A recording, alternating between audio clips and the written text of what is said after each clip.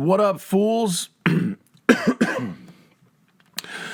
What up, fools? It's the Watch and Listen podcast. This is a podcast all about watches. I am your host, Matt Farah. I do this little show here with my friend Cameron Weiss, master watchmaker and CEO of the Weiss Watch Company, making handmade timepieces from scratch right here in Los Angeles, California. This episode of the Watch and Listen podcast is brought to you by Crown & Caliber, and instead of the usual read for them, I'm going to talk about what's going on this Thursday, October 4th, 7 to 10 p.m. Crown & Caliber is premiering their Watch Stories video series starring me, Cameron, Spike Ferriston, our friend Marco Gerasi, who's been on the show before, and that's going to be at Weiss Watch Company in Torrance, California. We're going to have cars and watches. Bring your cars, bring your watches down. Food and beverage, premiering the Watch Stories thing, and Cameron will be showing people how he makes watches from scratch. It's really cool. We'd love to have you out if you're in LA or can make it to LA on Thursday, October 4th, this Thursday from 7 to 10 p.m. If you want to RSVP for VIP parking, info at weisswatchcompany.com. That's info at weisswatchcompany.com. In the meantime, if you can't make it, use code CAM150, CAM150, to get $150 off your first watch purchase at Crown & Caliber from your friends at the Watch and Listen podcast. We're also brought to you by Beeline Coffee. Delicious ass coffee, single origin, micro batch stuff, car themed, which would be terrible if the coffee wasn't so friggin' good. You get the roasted tire. That is my personal blend. It is delicious, kids. Use code CHRONO for 15% off your entire order. Code CHRONO gets you 15% off your entire order at Beeline Coffee. Okay, on this episode of the Watch and Listen podcast, our friend Carl Ruiz is still in studio. Last episode with him was a riot, and we had to keep him around for this one. This is the history and watches of Rolex. Carl is an expert in Rolex, actually, and so he really drops some insightful knowledge in here, and we have almost $250,000 worth of Rolexes in the studio, courtesy of Crown & Caliber, that by the time you listen to this episode, those Rolexes will all be back in the Crown & Caliber store and available for purchase. So if you see something, buy something. Here it is. It's the history of Rolex on the Watch and Listen podcast.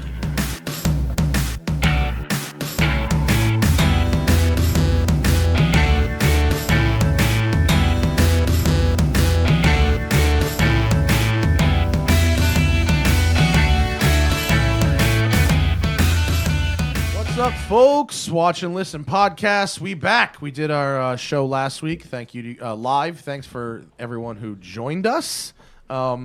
This one we have been waiting on and putting off intentionally for quite some time, because when you're doing a watch show, it's hard to not talk about Rolexes, and we wanted to kick the can a little further down the road. Yeah. Cameron Weiss, what is up, brother? Overwhelmed by this table that we've got here. Crown & Caliber has sent us a box, big box. We got Chef Carl Ruiz in the building. Hello. Hello. You are a Food Network chef, a restaurateur, yes, a lover of cars and watches, one of the most street smart people I know, one of the smartest dumb guys out there. That's me. And I eat paste. Yeah, but we call it pate. Pate. It's $10,000 an ounce. Wonder what the poor people are No, doing. what is your what was your thing? Not steaks with snakes? Oh, I'd rather eat crumbs with bums than steaks with snakes. Yeah, that's good. I like that. Anything Carl ever wants to do with me, I want to fucking do. 'Cause it's always going to be. Carl's like, let's do this. I'm like, how do I get there? Let's fucking go. Because it's going to turn out crazy. That's funny. Cameron, my man, what's happening in the world of Weiss Watch Company right now? What do you want to sell to the people? Well, before we get talking about Rolexes. Well, right now, we've got an Alan Edmonds collaboration that just came out. Hell yes. And that one, if you are interested, keep your eyes peeled, because there's going to be the limited edition. The rest of the watches are going to be available soon. So just keep your eyes peeled. Join our mailing list. Join the Alan Edmonds mailing list. Is that how to join the mailing list? Is how they find out? Because they sold the first 10 sold out real quick, right? Yeah, the first 10 sold out. I think it was the same day, real quick, and there's going to be another drop of the rest, which is 90 pieces. Uh-huh. So the whole edition is 100 pieces, and then it's done forever. Awesome. Sold through Allen Edmonds. So That's awesome. make sure you're watching They make out nice for it. shoes. Yeah, very nice. That's a dope. You got some dope collabs happening. Carl, you want to promote anything? Opie Radio podcast. Opie Radio podcast. You guys should listen to it. It's really funny. It's 3 old men drinking themselves to death, all out of the prime of our career. But still funny. Yeah, we're literally like the dancing of the stars of Very podcasts. funny. You, Opie, and Vic Henley together fucking kill me. We love it. And now we have Sherrod. Sherrod, so we have a black guy, so we can say crazy stuff now. Sherrod, we got a pass. We do. Yes. Like Opie looks around the room, he's like, I got a Cuban and a black guy. Yes. Go to the dry cleaners, pick up Bases my cape covered. and hood. I'll tell you something. Oh, I listened to Opie for years and years, 20 years on the Right. radio and XM and throughout all the phases of his career. Opie Hughes has such a talent for finding the most interesting, the most funny blue collar people. The fringe. And like not broadcasters. And like first it was Anthony and now Carl, who is the fucking funniest guy on the planet. Thank you very much. So, Cameron, when you think about Rolex, what do you think? Rolex? What does Rolex make you think about? I think about an amazing company that's able to do the most incredible amount of watchmaking and probably some of the biggest history in watchmaking. Not the longest. No, definitely not the longest, but they seem to have amassed a lot of patents and firsts. And as far as the modern watch goes, like watertight watches that are reliable and good timing for the most part, it's Rolex. Carl, what do you think about? First, I think Rolex is the best British watch company ever made. Right? Yeah. We can get started with that in a minute. Yeah. I like Rolex. I think it was a smart company from the beginning, from the fact that the name was made out of pure marketing. Yeah. It wasn't Right. someone's last name. Yeah. It was something that you can pronounce in every language, short, the Yeah. right amount. Yeah. of It had, there are letters. several, and we're gonna get, right into the beginning of the history of the company. Let's just start with that because Carl brings it up like 30 seconds before I was gonna Yeah. get there. 1905, Hans Wilsdorf and his brother-in-law Alfred Davis start Who was a dick. Who was a dick? Do you know that he was a dick? Yeah, they're Why? like- What was Alfred Davis? Oh, he about? didn't make it around in the company for a long time. He had his own issues. Hans, what he really cared about, if you really go down the rabbit hole, his first thing was accuracy. That's what he really cared about. He wanted to make a very accurate watch and not an expensive one. Rolexes became expensive later. Later, yeah. But they were an everyday, probably the original tool watch Yeah. from the beginning. Hans wanted to make an accurate accurate wristwatch. Right. That was the thing. And 1905, they open a watch distributor. They get movements from Switzerland, from Bienne. This is in England, as Right. Carl correctly pointed out. And then in 1908, he comes up with the name Rolex, which Carl also conveniently pointed out is a strictly branding name. Right. The name is short. It looks good on a dial. It can be said in any language. He literally sat down and rearranged letters until he came up with something, which is actually how companies come up with names of shit today. Right. And it implies a few things. The lex suffix means sort of scientific, like a telex. Right. And Rolex is also an automatopoeia. It's almost like how it sounds when you wind it. The sound that it makes when you wind it up is almost a I like Rolex. And I love that that's not attached to a person. I think that's part of their success, right? Yeah. Most watch companies are the name of somebody. Right. And he realized very quickly people are fallible. Yeah. Products aren't. Right. They're going to be Totally. bigger than just one So brand. it's Yeah. a protected name right from the beginning. Yeah. It's Rolex, not Wilsdorf or Hans. Or, it wouldn't have worked. Pronounceability. Yes. It's really, really important. And they actually have a couple other of these marketing firsts down the road. Great. So in 1908, they open a manufacturer in La Chaux-de-Fonds. Right. La Chaux-de-Fonds. Yep. But they still lived, and their corporate headquarters were in London until 1910. They were the first ever wristwatch to receive a certificate of chronometric precision. And they let you know on every dial. They let you know on every dial. Cameron, remind us what that means. COSC means that it's actually passed a test, which is done by an outside agency, a third party, where they're actually measuring the rate of the movement in different temperature settings, different positions, after it's received shocks and things like that, to make sure that the timekeeping meets their standards for every single movement. There we go. It's not permanent, but it means that everything was made to a really high quality to begin with. Great. And in 1914, the Kew Observatory in England rewarded them a Class A precision certificate, which is typically was reserved for marine chronometers. So that's like even higher, right? Yeah. How does that, what were their tests like? Just more vigorous? Yeah, more vigorous. Rigorous? Tighter on the timing. So even better than regular COSC.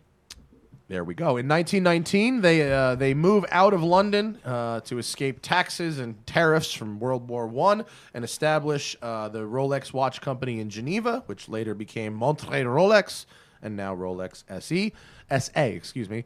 And then here's where it starts getting legit. 1926, the Oyster. Here we go. The first waterproof and dustproof watch, sealed with a screw-down crown and rubber O-rings. And they proved it by putting it on the neck of this lady, whose name was Mercedes Glitza.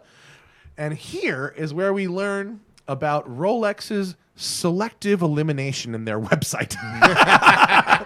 Now, everything I found on Rolex's website is true, but not entirely the whole truth. Oh, how Swiss of them. For instance, a Rolex Oyster crossed the English Channel. That's what it says here. Right. She didn't make it. She didn't make it. She spent 10 hours in the freezing cold ice and almost died. Oh, good. And they pulled her out onto a boat. She didn't make it. I didn't know that. But the watch was okay. Oh, good. She did make it earlier in the year in warmer water. But she tried it with you can see the watch dangling there. The swim lasted over 10 hours and the watch remained in perfect order. They don't say how it ended. They ended with her partially conscious and being pulled out of ice water. That woman was no Rolex. She was not. The watch was good. And they then, in the testimony concept, the testimony concept is the original influencer marketing. Right. Rolex had an idea of let's send watches to people who do extreme things, swimming the English Channel, mountaineering, pilots, early racing drivers, and then just have them send us quotes, and we'll just print the quotes. Smart. And this is something they still do today, and this is basically what influencer marketing is now. And that's 1927.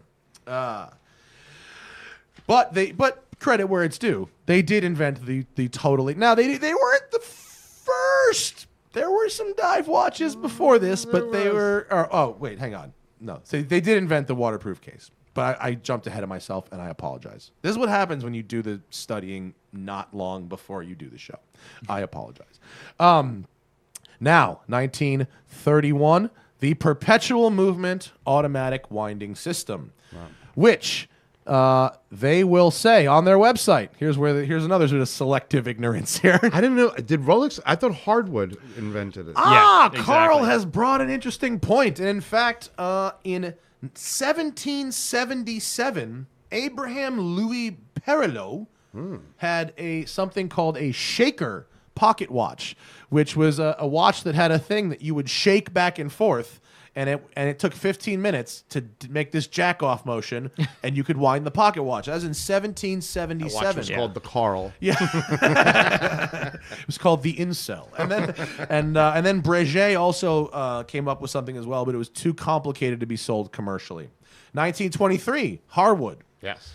Had something called the bumper winder. So in our current Rolex, the winding rotor, it goes all the way around. It swirls around, right? Back in the day, it didn't swirl around. It went back and forth and back and forth and back and forth. And so that was the Harwood bumper winder with 12 hours of reserve. Rolex took that 7 years later, improved on it with a 360-degree rotating weight and 35 hours power reserve. All right. And then In 1935, Rolex starts sending watches out to everyone who does experimental shit. Malcolm Campbell, who I just spent a lot of time learning about because I was at the Bonneville Salt Flats. Right. He went 300 miles an hour, broke many speed records, wearing his Rolex. He then sent testimonials back to Rolex saying it's been keeping perfect time under strenuous conditions. Somewhat strenuous. Somewhat right? strenuous. Oh, yeah, somewhat strenuous. Yeah. Yeah. Remember, like, in the early 1900s, they thought that, like, or maybe the 1800s, they thought if people went over 100 miles an hour, their face would melt off. Turn inside out. Yeah. So, like, people thought all kinds of stupid shit back then. So, but yeah, okay. I totally thought that was true just until now. It is. If you probably went, like, 500 and stuck your face out of a plane, Right. it might. Might, right? Maybe. You'd at least have the flapping happening. Right. Yeah. Where are we? 1944. Hans Wilsdorf, wife dies. And Party time. Party time. And no. His wife dies. And he puts all the Rolex assets into the Hans Wilsdorf Foundation, making sure some of the profits go to charity, but the foundation still controls Rolex today. Well, that's what it says. That's what it says. Yeah. But if you read between the lines, it was a very ingenious move by him because it made the company takeover proof. And that's he making it a charity with Swiss laws kept it within the family because he couldn't be bought by other companies. There was no way for a hostile takeover, and that was why he made it a charity. Good tip. Yeah. There you go. They also don't have to share their financials as Exactly. well. That too. It's all secret. Yeah, that all too. veiled. And you Well, need that if when you you make kept- 1 million watches Yeah, a year right? that are exclusive. Yeah. If they had not gone public, right? No shareholders, Right. but no trust either. Right. Would they still have to release their financials? No, they wouldn't, right? Maybe I Swiss, mean, maybe and for Switzerland. Maybe in Switzerland. Oh, really? Yeah. I thought Switzerland is where you go to hide money. Yeah, I think so. I don't know. Either way, wrong screen. 1945, the first Datejust. The Datejust is the first automatic wristwatch with a date complication. Not the first date complication, not the first calendar complication, but the first automatic watch with an automatic changing date complication. That's the thing. And the just portion of it, the dot just, according to Rolex, comes from the quick changeover. Yes. It doesn't go slowly. And it's a beautiful thing. Do we have a date just? Well, we do. We do. If I can find one. We have a date. We have a date. Crown and Caliber. Shout out to Crown and Caliber. Sent Well, us. maybe we don't. We don't. Do we not have a date just? All No. these fucking Rolexes and we don't have a date just. What's that one? The nipple dial. We don't have a date just. Well, here's a picture of a date just. Here's an old date just. We have. What's the oldest watch we have? That one, right? This one. Yeah. How old is that? Is that an Explorer 1? What is Yeah. that? 50. We're getting to that. 50. We're getting to Explorers. We'll be Here we there go. next. Explorers. Here it is. Sir Edmund Hillary and Tenzing Norgay. Who doesn't get nearly enough credit? The fucking Sherpas do all the work. Right. And the Sherpa did not have a Rolex on. He had a Smith, Really? a British watch. Really? Smith. Did Yep. the Smith work fine too? Perfect. And he had to use it because he was waiting for Hillary to get up the hill. As he had a lucky strike or two. Yeah, right. So in the 50s, it becomes about tool watches. Watches for climbing, exploring, diving, driving. And this starts with Edmund Hillary's Rolex Oyster Perpetual there and climbing the mountain, which became the Rolex Explorer. 53 was a big year for Rolex. Yeah. You had the Explorer and the Submariner released that same year. Here's the Explorer 1. And is that what we have there, Cameron? Yes. So this is an Explorer 1. Beautiful watch. Center it up, buddy. We got messed up here. What happened? Our angles are all off today. This is There we we have go. a price list. Wait, what's the vintage Explorer? 14,500 at Crown and Caliber. Sounds about right. That's a good. If you want to hide 14 grand where no one will ever find it, Right this is there. a good place to start. If you want to wear a beautiful watch that no one will ever compliment you, except me if I see you sometime. Yeah, and 3 watch nerds on the porch of Bill's in Malibu. Yeah. That's Exactly. pretty much it. The hands are not too short, though, right, Carl? Well, it's the right size. Because Finally, it's a small dial. Yeah. It's a small dial, but Yeah. they somehow stubbornly use those for every watch. I think we have another one with the short hands on it, too. Oh yeah, you do. Is that it? Literally, Here's the another one. same size hands. If you put them next to each other, it's embarrassing. So, oh my God, you really do. Well, if you didn't catch our last episode with Carl, we learned about short hands and laziness. And here we have an Parts Explorer bin 1, watches. Explorer 1 and an Explorer 2. Much No, bigger it's still case. it's still an Still Explorer the one. Explorer 1, yeah. Sorry. Bigger Explorer 2 case. will be- Bigger case. Same size hands. 39 millimeters with hands from a baby watch, a baby sleep watch. My biggest pet peeve. The Explorer was inspired by the knowledge gained from climbing Mount Everest. I don't know what that means. That means nothing. It means it works in the cold, I guess. it works in the cold. And then also 1953, the Submariner. The Now, is it Submariner or Submariner? Submariner. What is a Submariner? Is it Sub- someone, a person? Submariner is a person who Right. goes underwater. A submariner is a person who works on submarines. Perfect. So we're gonna go with Submariner. Submariner. Yeah, Submariner. Because a mariner Right. is a sailor. Got it. And a submariner would be an underwater sailor. We got some subs over there. We got got subs. we got subs. What's the oldest sub we have? here. That this one. will be the old one. We have a vintage sub, $12,000 at Crown and Caliber. 1680? Is it? It is a. I don't know. Is that a 1680, Cameron? Can you tell? Me and Cameron were trying to figure it out.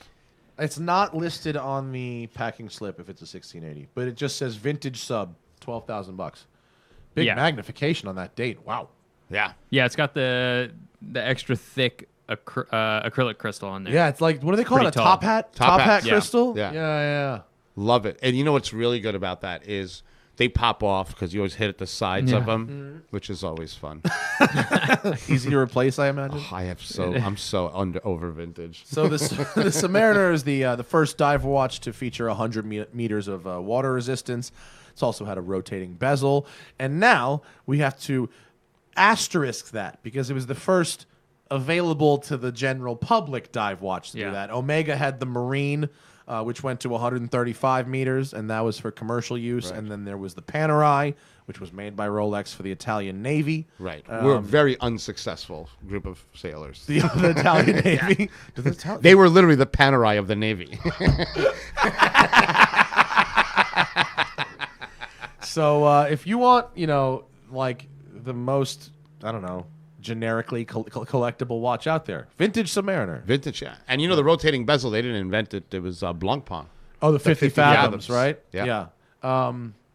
This thing is actually in really nice shape. Has this had things replaced, do you think? Everything. Almost Yeah. certainly, Everything. right? Yeah. It's in way too nice of a shape to be original, but... That's like seeing like a 67 Hertz Rent-A-Racer. Like, Oh, yeah. Perfect. I'm like, this Yeah. isn't real. No, nothing. Nothing left. Nothing left. Nothing left.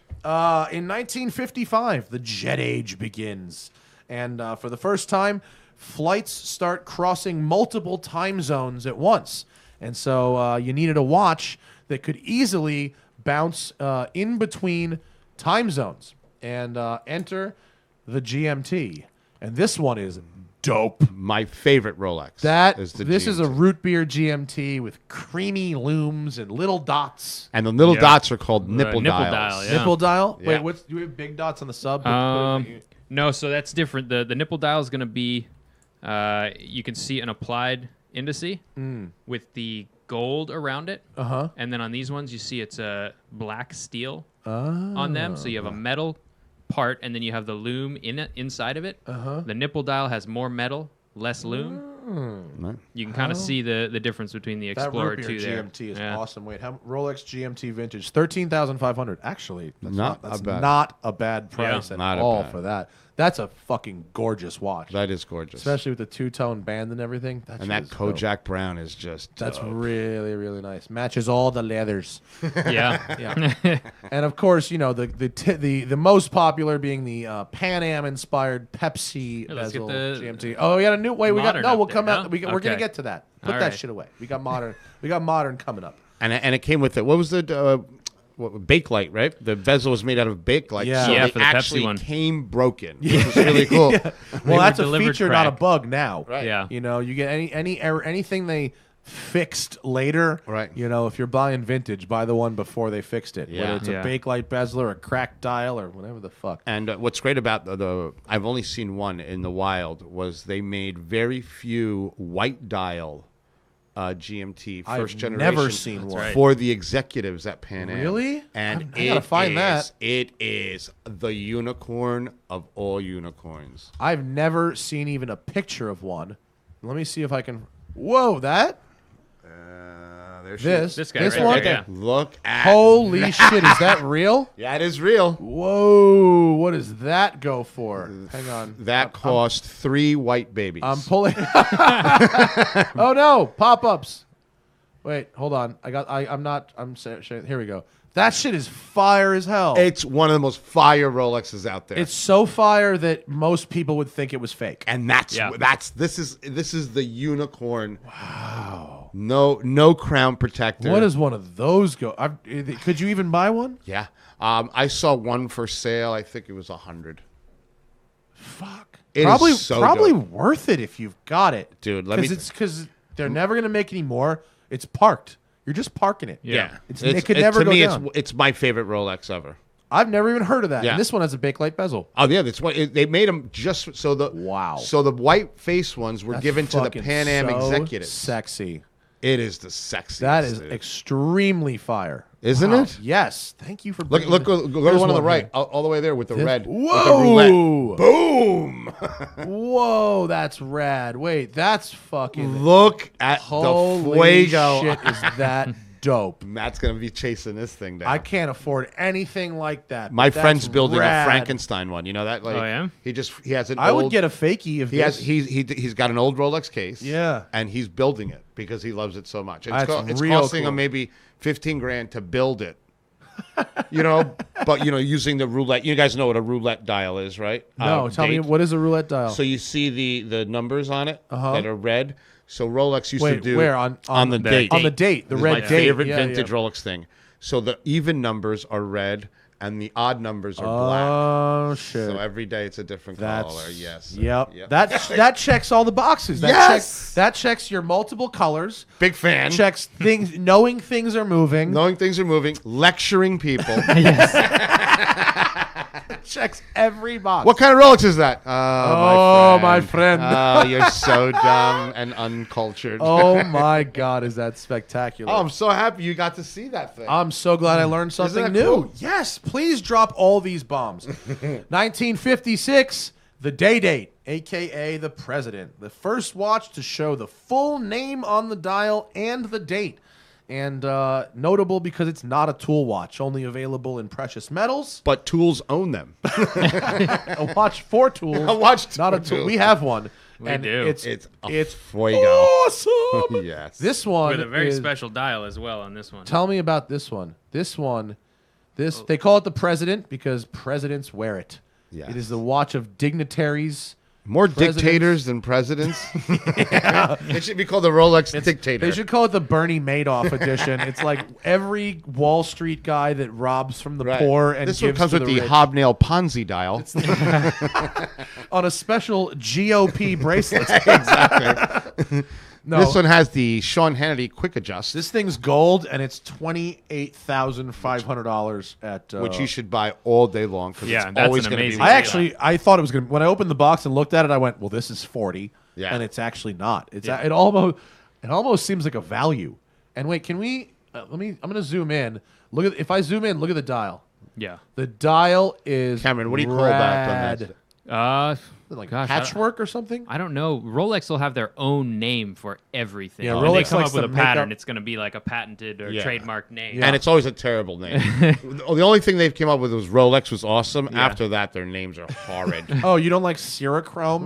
No, Rolzor? No. How about Oyster Flex? Yeah. You like Oyster Flex? Oh, that watch is the bane of my existence. Oh my God! But this sorry about that. This president day date That's is as good as it gets. extremely fire. Buy one of those. If you, to quote Abe Froman, Sausage King of Chicago, if you have the means, I do Highly recommend picking one up. exactly. I was supposed to get a certain watch as my demo for the next month, but as soon as we're done with this show, I'm calling Crown and Caliber and asking if I can hold out of the President. My friend got a President 41, the bigger one. I think. How big is that one? Is that it? That's a 40. That's a 40. Yeah. There's a new 41, right? No, it's the old 41. Oh, it's the older one. It was the model before this. It was even too crazy for Rolex. He wears it and he looks like the most obnoxious person on earth. It's so much gold. I love it. I love it. I think it's great. I'm in a gold kick right now. I love gold. Gold was really out for a long time, but for what is it? Because I'm getting older and I'm turning 37 now. All of a sudden, I think gold is good, or is it? Why is gold becoming good right Well, now? as a Cuban, once we turned 40, we're basically gold-loving, effeminate style males. Like we wear shirts like linen. I have like 6 different espadrilles now, and I'm all about gold. So fucking funny. Oh man, 1956. They start getting into science. Yes. Science. And the scientists approach Rolex and we need a watch to do science in. Right. We need a watch that is resistant to magnetism. Enter the Milgauss. And Milgauss is a name with actual meaning. Yeah. Like Submariner. It means a million Gauss. Right. It's a measurement of magnetism. I'm sorry, 1,000 Gauss, not a 1,000, million. yeah. I apologize. Is a measurement of magnetism, and the Milgauss has a special magnetic resistant case. These things are real cool. They are. And one thing I love about the Milgauss is the weight.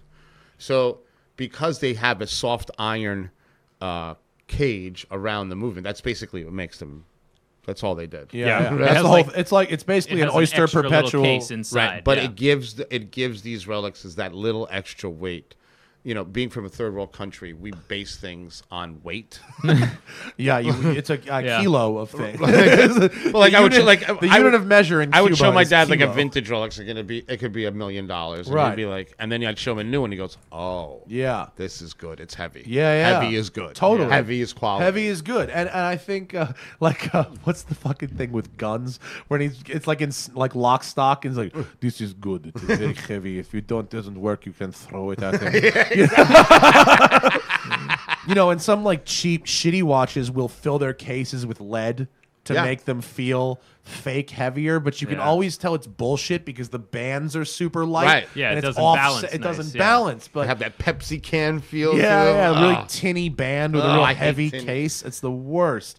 And so the original Milgauss is this one here. It looks more like their other watches from the time, and then this is the current one. Is that a tinted crystal? It Yeah, is, this is right? the green This is crystal. the green crystal. I'm can see from the colorblind, edge. so I have a hard. Unless I look at the edge of it, I can't actually tell that it's tinted. Well, that means Well, and that's we're the all idea. colorblind because we can't. You see can't it. either, No. right? Okay, Yeah. cool. It's really only the corner bevel that you can see the green. That's Yeah. it. It kind of like glows neon green around the And very wait, edge. let me It's a pull 40 this up. millimeter case. And Check this out. My boy Lee Keen, who's What building time my is it on Safari there? car. Right. Check this out. He has a guy in North Carolina who will black out. Yeah. For $1,200, he'll black out any Rolex. Here's the same watch as we've got here, full blacked out. I think it looks fire as hell in all Yes. black. I love the Milgauss, and this is the I actually number think it one. accentuates the green crystal a little better. I love Yeah. it. I love making watches black. You know, because that means you can't sell them and you have to enjoy it. You have to, yeah. You're really committed. Keep it really forever. committed. You're really committed. Even if you do a Bamford, it's still a tough on the secondhand Oh, market. I And like the original. The original people that used to black out Rolexes still are my favorite. It's called Rolex Pro Hunter. Really? The Yeah. Pro Hunter is I think one of the coolest watches out there. I think I saw someone. Didn't they? Wait, Cam, didn't Crown and Caliber send us a Pro Hunter once Go that was? right this? down, right, make it right. Keep going, right there. Oh, this. Yeah. Okay. That's badass. This is like super stealth, right? yeah, It's a real- I love Pro real Hunters. black. Super rare. It's like Can you tell time on them? absolutely not. The more practical a watch is, the less fucking value. But it says Pro and Hunter, so I'm in. I'm telling you, I think Crown and Caliber sent us a watch that said Pro Hunter on it at one point, and we were like, "What the fuck is this thing?" And we didn't get it, and then we figured it out later. I remember hearing that before. Yeah. Where were we? We were at the Milgauss, right? Right. Yeah, Milgauss. Okay. Special movement, blah blah blah. Case. Okay, 57. The lady date just. We can move on. And we go right to the deep sea. And then we go straight to the deep sea special, which is just this really weird looking, thick crystal, kind of one of one. They strapped it to the bottom of a submarine, or the outside of a submarine, and sent it down the Marianas Trench, 37,800 feet underwater, and it worked. Go. Hey, it worked. Now, we go to Daytona Beach in 1960. For those of you who know about racing, before there was racing at Daytona Superspeedway, they actually raced on the fucking beach. This is a picture of a NASCAR race. Isn't that nuts? Yeah. It's so crazy. I mean, you can still drive on Daytona Beach on parts of it, really slow. But yeah, they raced there, and now... And before it was even a circuit, actually Malcolm Campbell in the 1904, 1935 set land speed records on Daytona Beach. Daytona Beach. It was like 100, not Right. 300. You know, to get to the big numbers, you had to go to Bonneville. But yeah, but the Daytona Beach, the Daytona Speedway, which was built in 1959 and hosts the 24 Hours of Daytona, brings us to the Cosmograph Daytona. What time is it? What time is it, Carl? And, Look at that. Even in their stock photo. The even in hands this- disappear. I Yeah. mean, come on. So Carl and I have a hatred of the Daytona. And the Daytona, you know, the Paul Newman is the most valuable watch ever sold at auction, Right. $17 million. Which tells you don't go to auctions.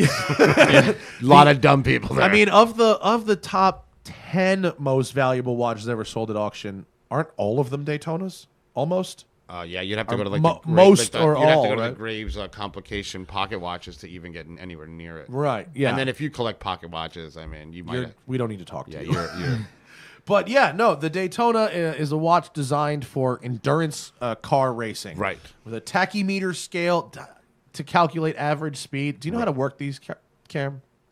Yeah. Do you know how to work this scale? What do you do? So as you're passing something, so let's say you hit mile marker number 1, or you're starting, you're passing the line or whatever. I'm not a race car driver, but you pass some marker, and then you have a measured distance. So maybe one lap around the track, you know your distance. So you start at the start, you stop when you reach that distance that is known, and you read off where the second hand is, and you can tell your speed.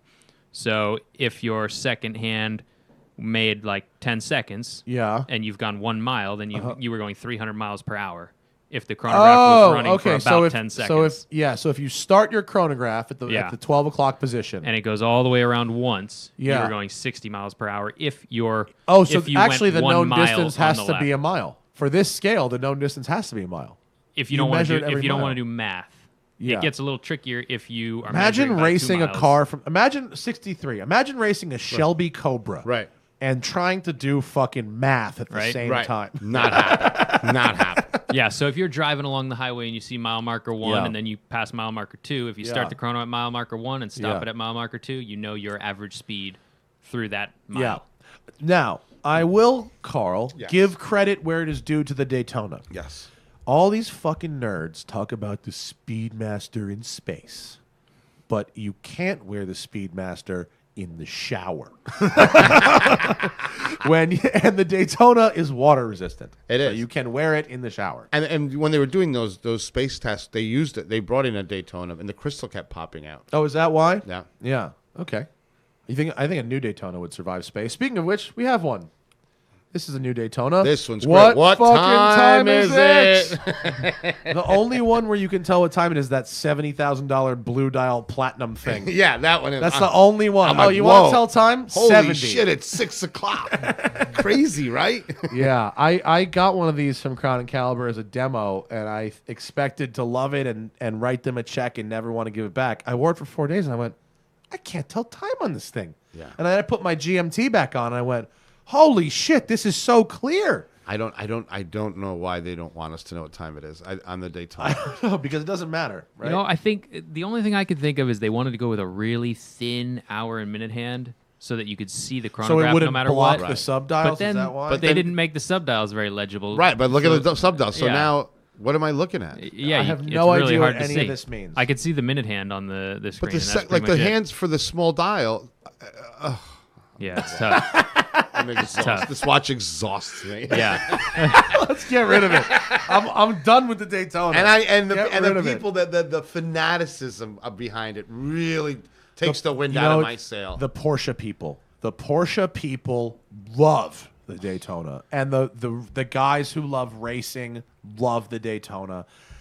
The worst I ever had was a guy with a new ceramic Daytona talking to me about his mint Porsche 993 and then with his Hans Stuck t-shirt. Those three things together Run were away! enough Run for me away! to... I'm like, I'm about to hate. I hate now. I hate Porsches now. I hate Rolex now. And I want to fight Hans Stuck. Oh my God, that's so fucking funny. That's so funny, dude. 1963. Here's one for Carl. A partnership with the Comex commercial diving company Yes. led to the Sea Dweller. My first watch. Your first watch, and you said it in the last podcast, but just give us that story again for those who were not here. So a guy that I worked for who ended up being shot in front of a steakhouse. Fucking really? You left that off last time? He told me when I was a young kid, he goes, "Hey kid, I'm going to teach you something today that's going to help you for the rest of your life." He goes, when you get older, your old lady is probably going to kick you out of the house, and she's going to know 6 months in advance. You're going to know 2 minutes. You're going to get home, the door's going to be locked. So you should always wear on your wrist a watch that is expensive enough that you can get a new mattress, a security deposit for an apartment, and a TV. And he took me and I bought my first Rolex for $2,600, and it was a double red Sea Dweller. And I ended up selling it for, almost 80 grand. A lot of money. A lot of money. A lot of money. Hang on, let me get the size. Make sure I had the correct. Here's the same picture I used last time. There it is. That's the girl. Hang on. Beautiful I watch. wasn't ready with the picture. Here it is. Double red Sea Dweller. The Sea Dweller, unlike the Submariner, could go double the depth, 2,000 foot. And it had a helium escape valve, so the crystal wouldn't pop out when you came back to the surface. Yeah.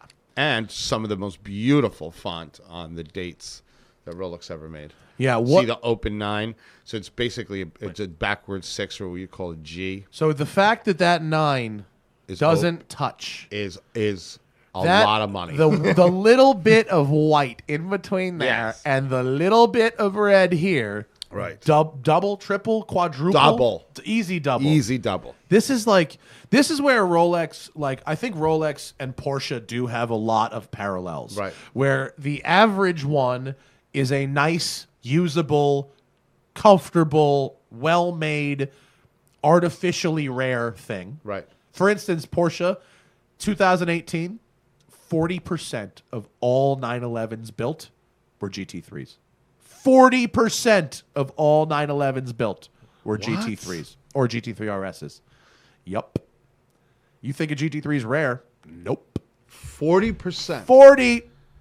Man, people are making money. But GT3 touring, manual, in the right color, with the right options, with this, without this, in 50 years, that's what's going to matter. So it's not that it's a Sea Dweller, it's that it has this little bit of white and the little bit of red. That's how this shit goes. You know what I mean? And it's unbelievable. Yeah, that's where the Porsche guys and the Rolex guys really overlap, because does it have these very specific things? Right.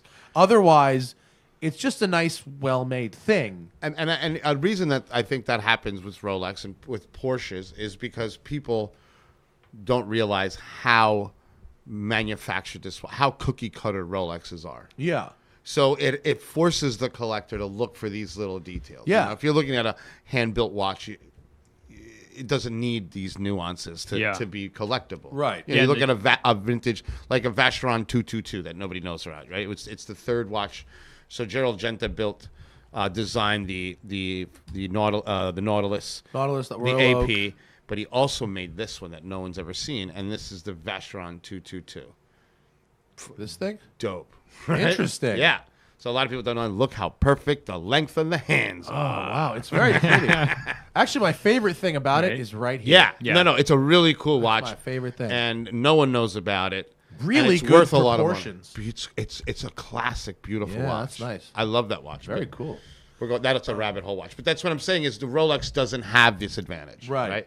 It's literally a machine built. They build them. Last year they built 790,000 watches. So the collectors are forced Yeah. to find nuances. It doesn't happen so much now because they bought up every company in their supply chain. Yeah, So they're in control. Whereas back then, they didn't own the dial maker, they didn't Right. own the movement maker, they didn't own the guy that made the hands. Right. So they would actually have, maybe 800 of this part, and then they sold better than expected, and they had to find another It was guy that makes slightly different. the date ring, Right. and have them printed. Print 100 of these to make up Yeah. for the missing Oh, yeah. ones, and they're a little bit different. I like taking what I like taking is like my normal friends to like a Rolex thing because they instantly get annoyed.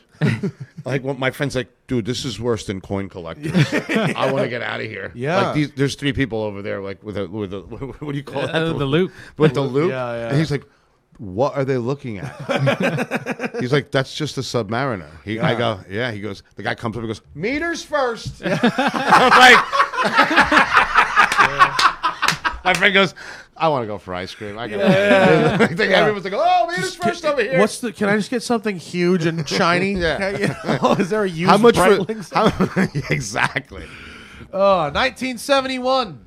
My favorite Rolex. The Explorer 2 comes out. Legibility. Legibility. Carl likes a bit of things going on in the dial. It's got a big, fatty orange GMT You hand. give me something orange, I'm buying it. The GMT hand in the Explorer, according to Rolex, so you know what time it is when you can't tell whether it's day or night. If you're in a cave, Right. So you'll know. And this is the original one, artificially attributed to being popularized by Steve McQueen, who didn't actually wear one. He wore a sub. Right. And then we have a current one.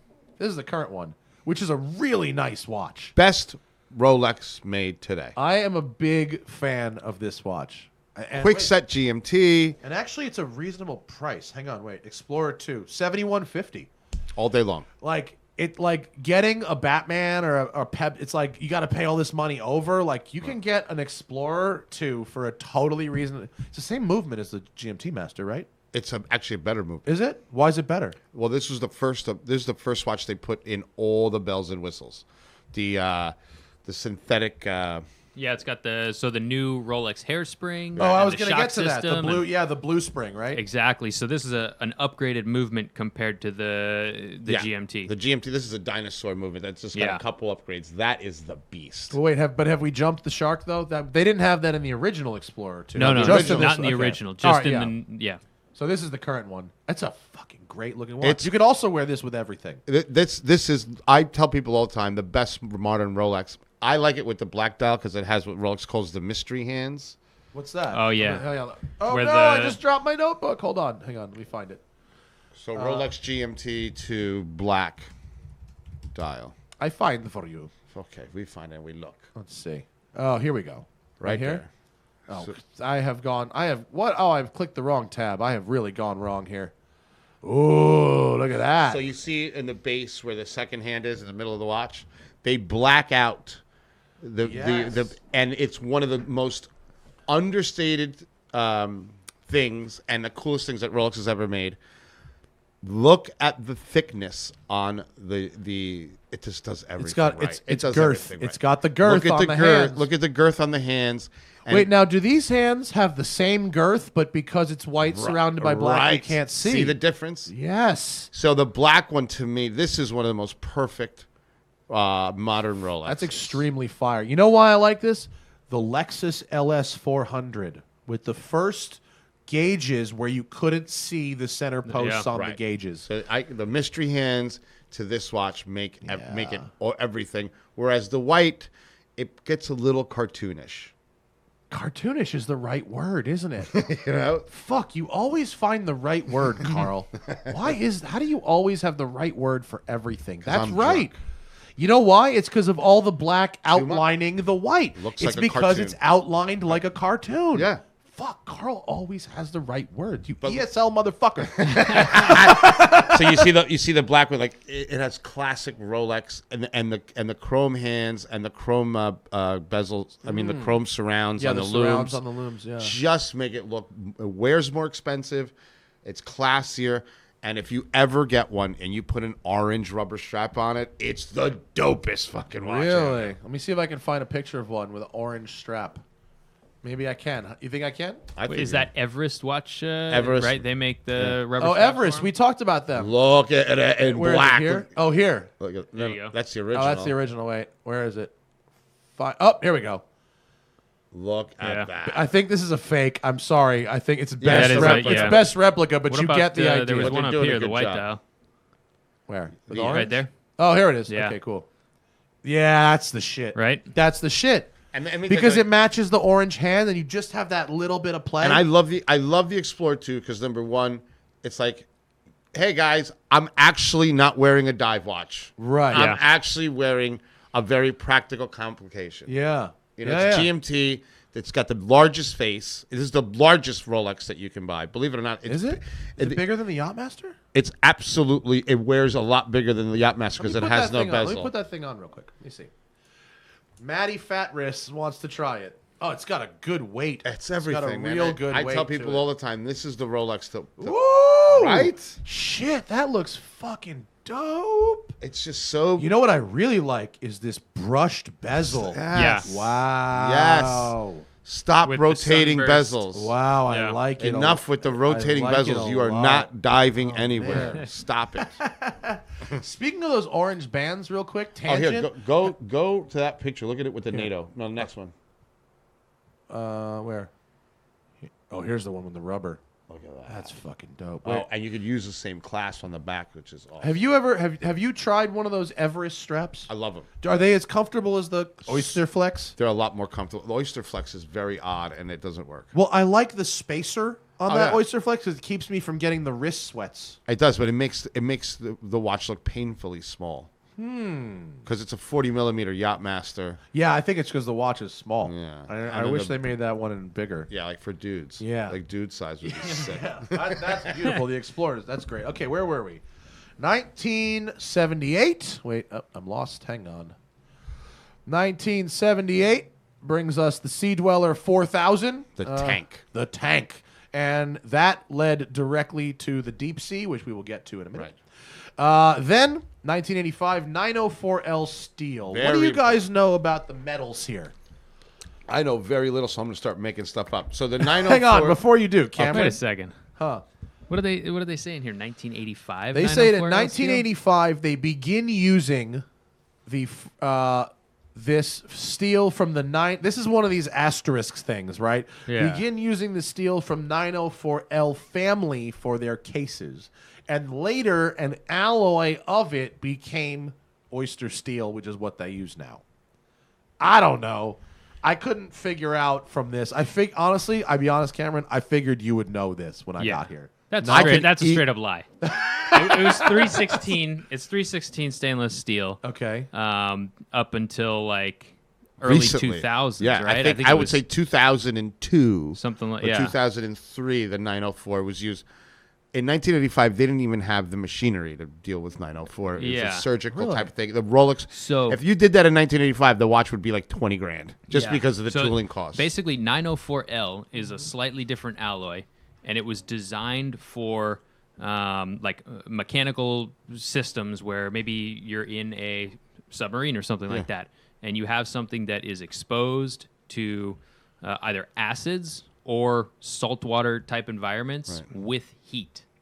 So a hot caustic solution on stainless steel, and 904L is better for that. So it doesn't pit. yeah, as far as like sweat and grime coming off your wrist and making its way into the cracks and crevices in a watch case, even if it doesn't penetrate the case and damage the movement, it still gets in between the lips of the case back and under the bezel and things. Right. And over time, it will cause pitting and corrosion Yeah. in the actual watch case. Which will make someone pay $150,000 for it. I hate these people. Yeah, the vintage ones, exactly. Okay, well, let's just chuck that 904L up is better to... for And that. I spoke to someone that worked at Rolex once, and he gave me a very practical. I go, with the 904, he goes, Carl, it polishes very well, and it feels like gold. It feels like a precious metal when you wear it. And these are the little 'Cause it's heavy feeling. It's a Heavy heavy and feeling, solid and feeling. it's satiny, Yeah. and it polishes unbelievably well, and that's why they use it. You know what I mean? That's Rolex. When they started using 904, a stainless steel Rolex stands apart from a stainless steel anything else. All right. That's a good tip. And, wait.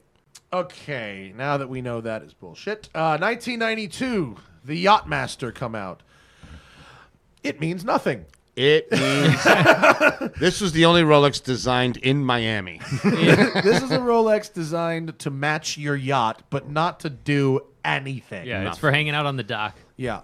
And not to discredit Rolex's partnerships with yachting, because they have sponsored a lot of yachting races. And, I'm a sailor. I like fucking yachting. Right. But this, and to their credit, we'll get there in just a minute. They did come up with another one that does a thing, but this Yachtmaster don't do shit.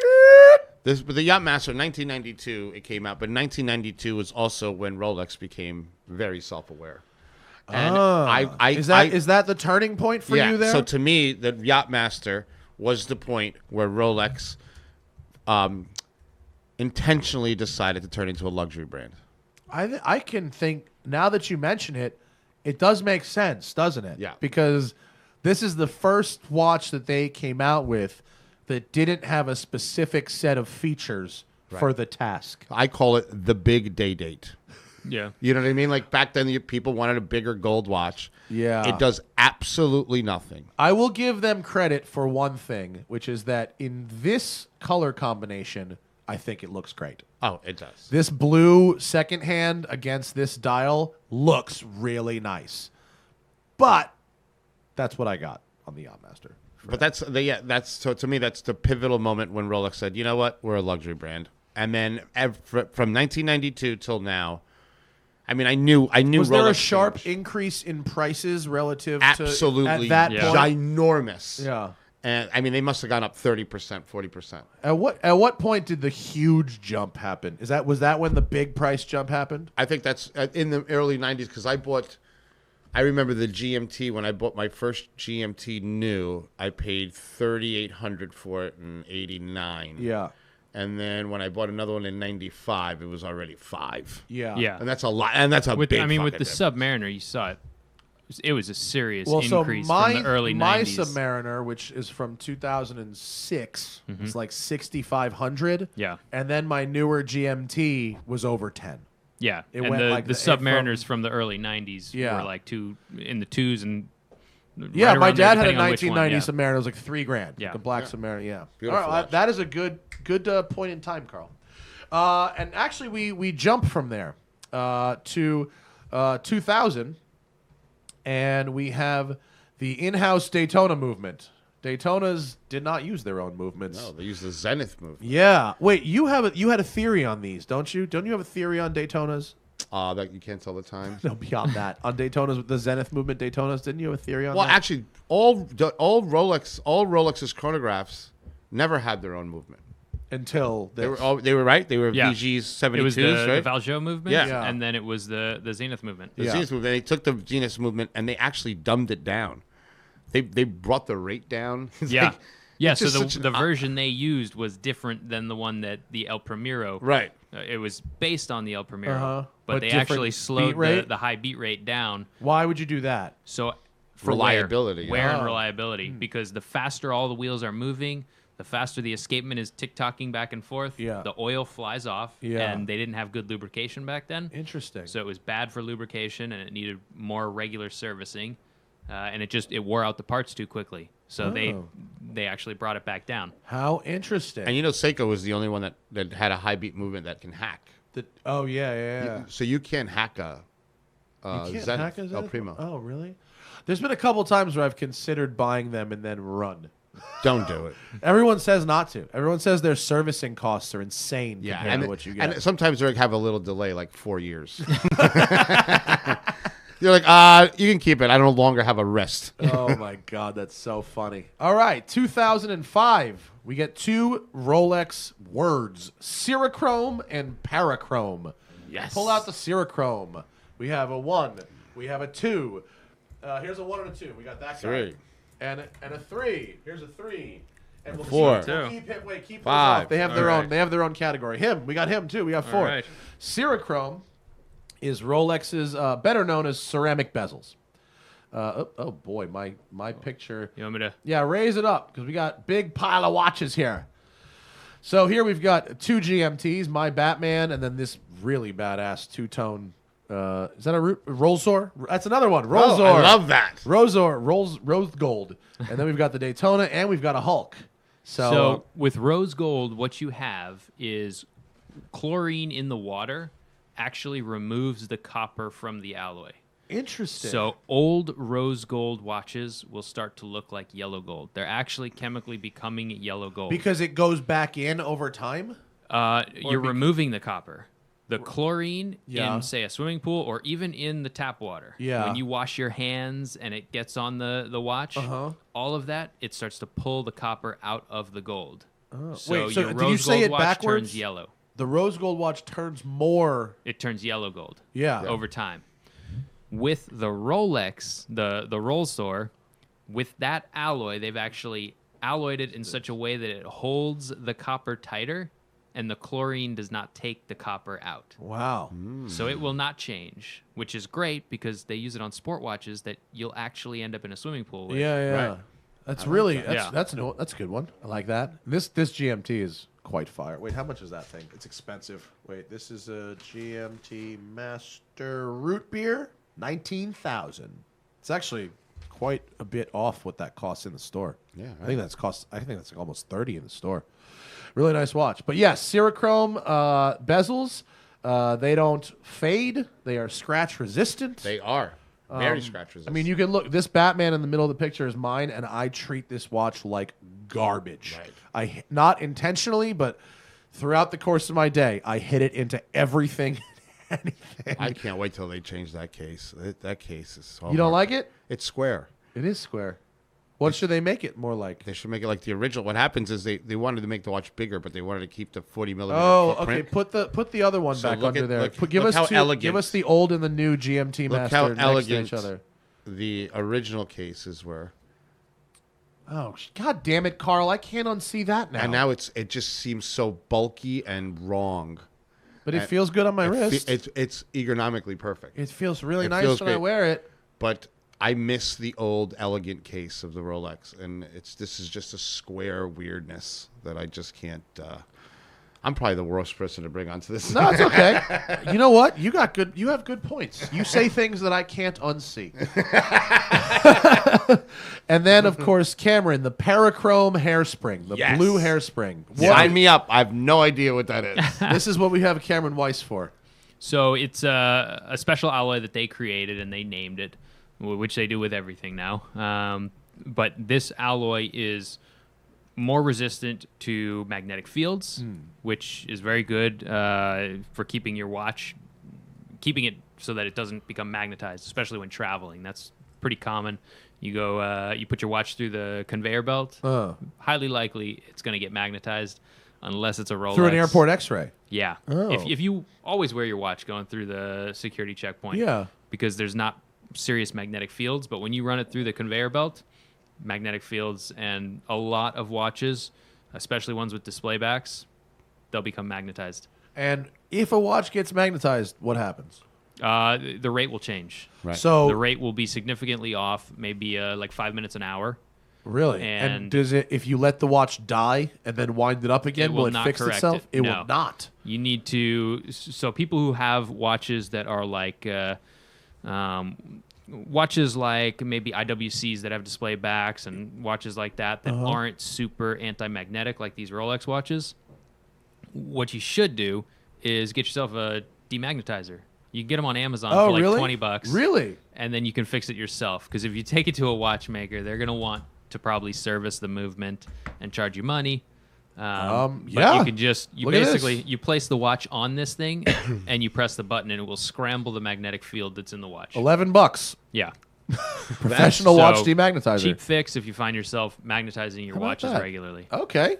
And here's my tip: if you're flying in the airport, don't fucking take your watch off. Yeah, don't take it off. I don't care what the security guy says. My friend Rob Ferretti, they made him take off his Panerai. He had a Rattrapante. Right. They made him take it off and put it in the fucking bin. And when it came out the other side, no watch. It was Yeah. gone. And he had to offer $1,000 anonymously on the internet if someone sent it back. And someone did. Someone they found out he was offering, took his money, and then he had to buy his own watch back for $1,000 because it was numbered Yeah. 500. It was an individually numbered watch, so you can't sell it. Yeah. You know what I mean? It's identified. Was it the It's black one? Yeah. That's beautiful. That's the watch from 2009. It's Expendables. And yeah. So from someone who travels a lot, never Yeah. take your watch off at And an airports have very hard floors. You don't know how many watches I have fixed Really? that were smashed because they someone were dropped taking them them on off at the airport checkpoint. And they drop them, and it's like hard cement floors, tile floors. I ran your my watch is a Panerai goner. 88 through the magnetizer, and actually now it's telling time right. Thanks, Panerai. Way to care. Way to care, Big P. Oh my God, that's funny. 2007, they came out with the Yachtmaster 2. Unlike the first Yachtmaster, this one does things. Yes, and it's completely illegible. Rolex hits it again. right Also out of the park. completely illegible. Exactly. And tiny hands. Yes. Look at those. The hands are so small. Oh my God! It's like This little is Trump the hands. this is the Donald Trump. This of is the watches. Donald Trump. Look how Is that hand making you nuts? it's flashy Right? and look at this little showed hands. It's so bad. What time is it? It's 1-ish. The hands are Yeah. so small. Right? They were trying a little too hard not to block the actual It's chrono timer The Yeah. hands dial, on this right? are a complete embarrassment. Yeah. This is a Dude, $17,000 watch. you can't unsee it. It is a $17,000 watch, I think. Is this a yacht? Wait, I have a Yachtmaster 2. $15,250 used at Crown and Caliber. That's a great price. You know, an hour ago, I was like, maybe I'll take this one as a loaner this month. Now you have the Not hand, now. Hand phobia. Now the small hand phobia is taking over. That's why I like the Explorer too. It just does the You're- little things You're that I really need selling right. it. You're really selling it. Because Rolex, every once in a while, they make a Get mistake. close to the and mic. We're on a radio show. Oh, sorry.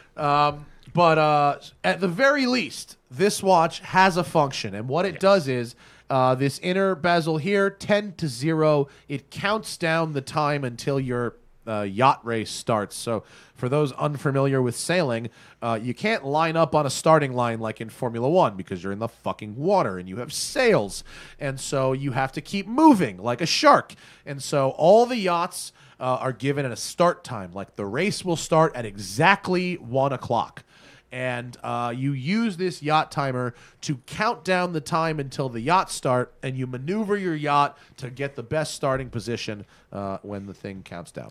And this is the first time Rolex incorporated the bezel to control the complication. Yeah. The ring command bezel. Yeah. As well. I Another hate their thing- names. Who is making up the names? in Ring that command Right? sounds like another thing that you would do with your tongue to a lady. So, so one thing Rolex does is they'll start to incorporate things into their movements, and they don't tell anyone about it. Like So- the ring command bezel? Well, like the parachrome hairspring, they'll Right. start putting them in, and you don't really know which watch it's in. They just start using them, and then once they show that it actually works Then they by tell selling you. a whole bunch and not getting them back as warranty issues, then they'll start to market it. So in that's this particular interesting. watch, it was the first time they used a special wheel for the chronograph, and it's to take out slack between the wheels, any play in the chronograph mechanism. Uh-huh. So the chrono wheel actually has the outline of the tooth on that wheel, and then they cut out the center and they oversized the wheel. So one tooth would normally be like this, Okay. and what they did is they cut the center out and oversized it. So now Okay. it's like a spring. It can grow Oh. and shrink. Uh-huh. So as it interacts with the other teeth on the other wheel, it actually shrinks when it goes into the cavity and enlarges For a tighter fit. so that there's no backlash on that wheel. So Oh, how it's not cool sloppy. Is that? I didn't know that. And they at did all. that without telling anyone. And The now- watchmakers now do opened they up always and go, do it? Whoa, that's a weird looking wheel, and now it's regular. And Now they're it's gonna on start, all of them. and they're actually going to start including it in other mechanisms like the Daytona and other wheels. It could be used in a lot of applications. Interesting. Is Yeah. there any? Is there any? Do you think that Rolex could maybe do like a little LCD readout on the Daytona, like on the old yeah. Breitlings, like maybe so I can know what time it is? boy. Yeah.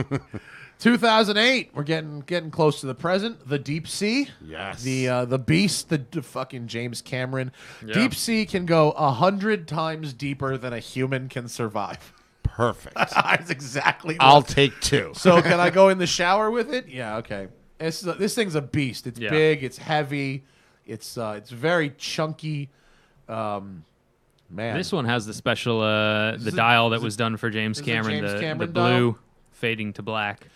I think it's a pretty good looking watch actually. Great looking. I love this watch. I was worried that when I put it on, I wouldn't like a Submariner anymore because I figured I'd like the size. That didn't happen, but it is rad. When I see someone wearing one, I'm about it. Yeah. Tiger Woods just won the fucking Open wearing one of these.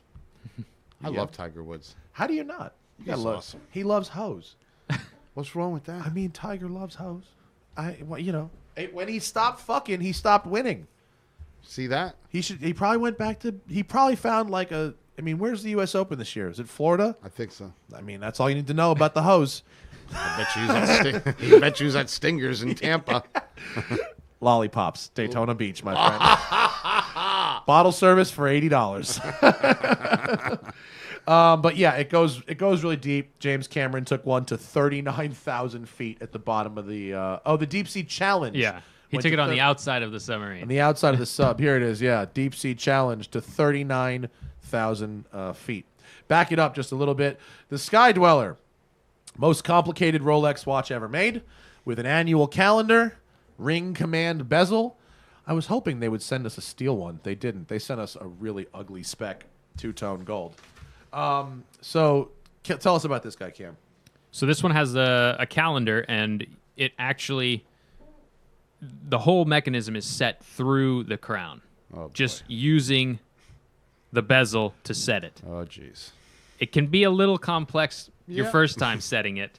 Not super intuitive, but once you know how to do it, it's easy to make quick corrections as well. Right, because like you might be in the wrong month. Yeah, exactly. And so, Shit, it's June. so what we've got is, you see by the 9 o'clock indice here, you've got a red dot. Yeah. So you've got 12 indices. That's 12 months. So it's actually the 9th month here. That's indicating your month.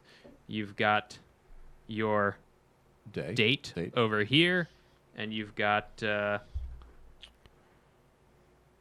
that's it, right? That's it. Yeah, and Month then you've and got date. the But other you time won't- zone. but it knows 30/31. So you Exactly. only have to set it once a year. Yeah, That's so the that's thing with the Sky the Dweller. annual calendar. Yeah. And that's cool hands, which I like. The skeletonized hands are really cool. The hands Yeah. fit the watch. The steel, I like the steel. You said you have a steel Steel blue. with blue, yeah. Yeah, that's the one I want, but That's you said the- you're not really about it. I'm not really about it.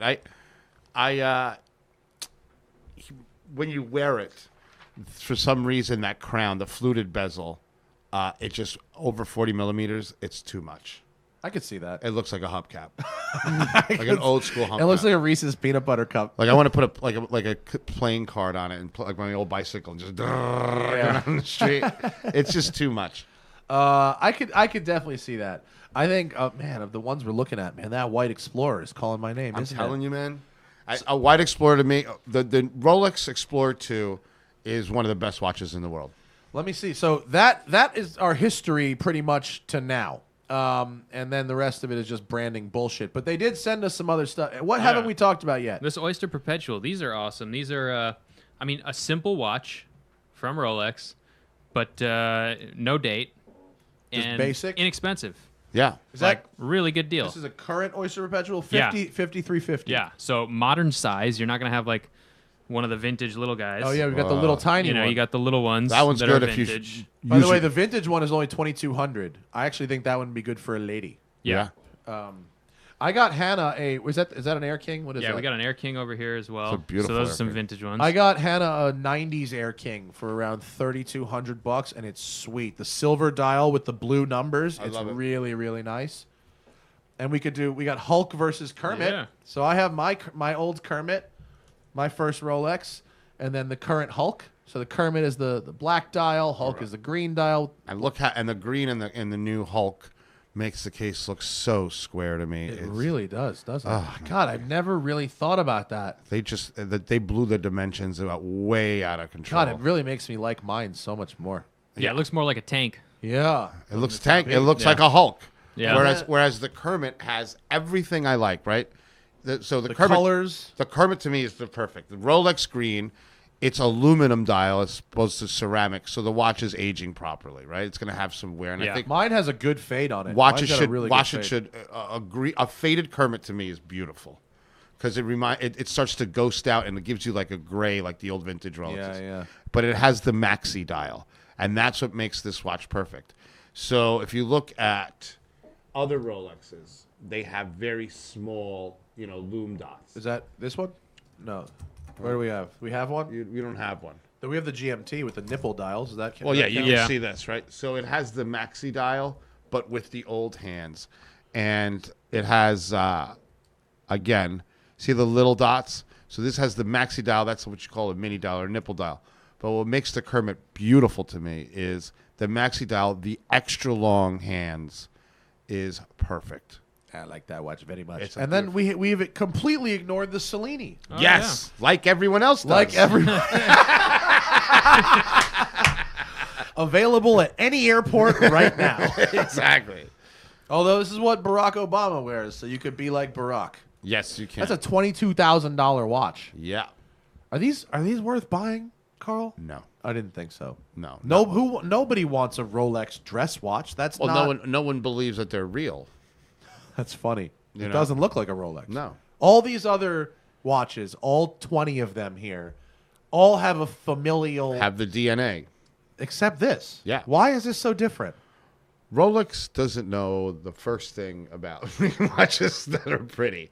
They make watches that are useful. That's funny. This is what this would be like. They make these are 911s, right? Yeah. That's A not 928. not even. Yeah, no. This would be the 944 S2 Cabrio with the blue top. A 968. This is a 968. Yeah. Where everyone's Yeah. like, "What is that? Why is that all plasticky? Like it just."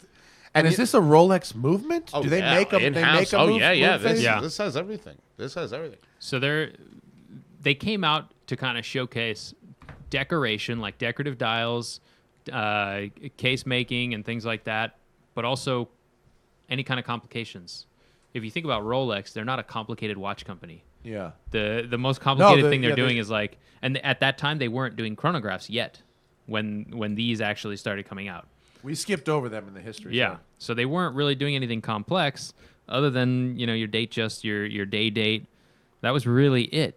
The GMT, pretty simple stuff. Yeah. So when they started doing like moon phases and complications like that, they made them different rather than incorporating them into their sport line, which Yeah. would have really kind of like watered that down and made it too complex. Wow. All right. Well, that's the Cellini. Look at your little hand. That's the Yachtmaster 2 has the tiny hands. You just talked me out of it. I liked it for a minute. You just talked me out of it. So what I want to add to this. Oh, wait, you said the three. We wanted to finish this. 3 Rolexes that are underrated and worth buying. Absolutely. All right. Get let's- closer to or bring it closer to you. But, Let's go back to the 70s. okay. Okay. So Rolex made a watch that they don't even put in their own history. It's called the Oyster Quartz. Oh, The yeah. Rolex Oyster Quartz. We did an episode on quartz. Right. And we did the Oyster. We had an Oyster quartz. It was nice, actually. I love it. It's one of my favorite watches. Here's an Oyster quartz. So here's an Oyster Quartz. Now listen to this. They made 2 watches. They actually beta tested this case with a mechanical movement, and it's called the Rolex 1530. It's a must buy. Look at that. So there it it's an is. Oyster Quartz case But with a real. with a movement. Yeah. Now, and this is where things get funky. The numbers on this watch are so low. They probably only made 2,000 to 3,000 of these things. They're documented. So basically, it's one of the rarest Rolexes in the world, Huh.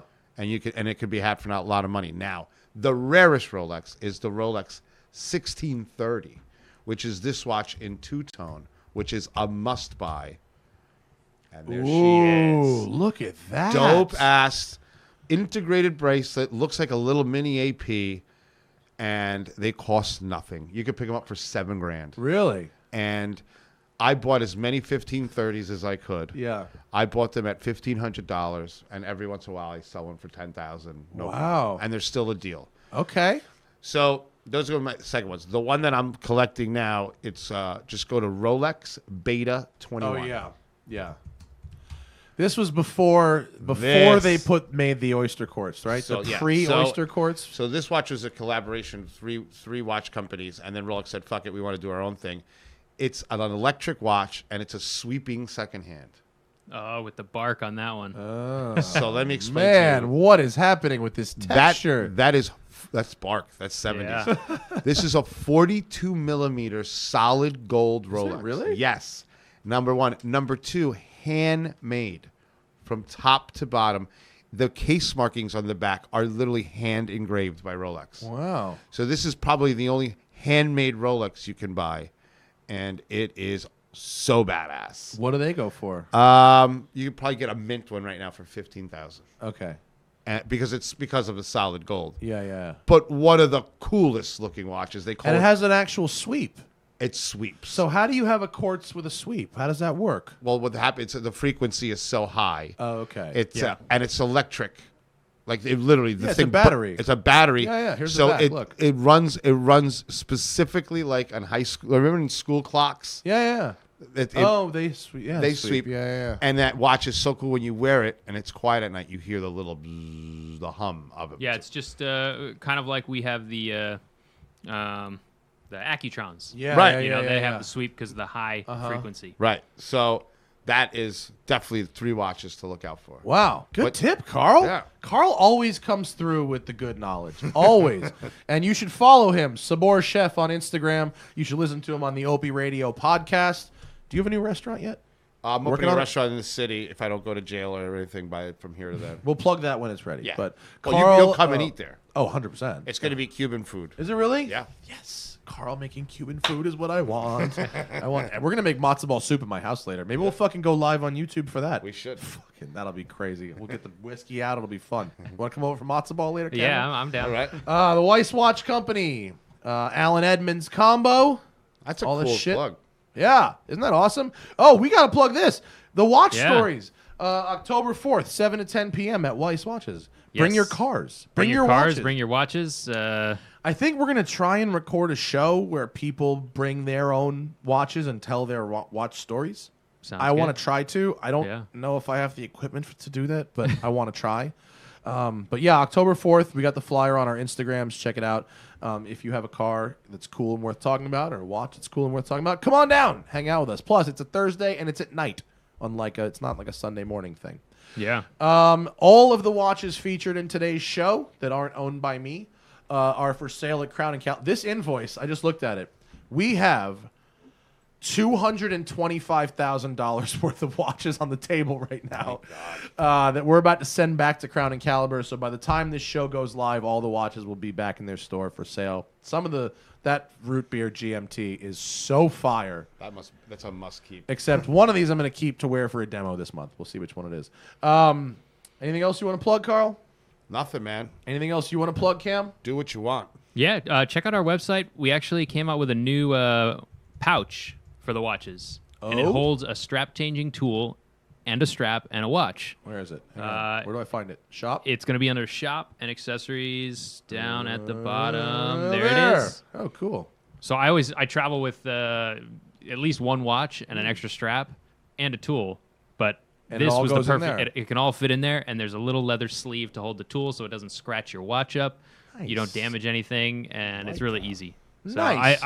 I wanted it for traveling, so we made a bunch and we're selling them. Well, you have a need, and you're providing the service to Yep. meet it. That's brilliant. Yeah. Love it. Love it. All right. Well, guys, that's the history and watches of Rolex. I hope you enjoyed that. We will be back next week with another episode of Watch and Listen podcast. Check out all these watches for sale if you want them at Crown & Caliber. CAM 150, CAM 150 gets you $150 off for listening to Watch and Listen. Thank you. Good.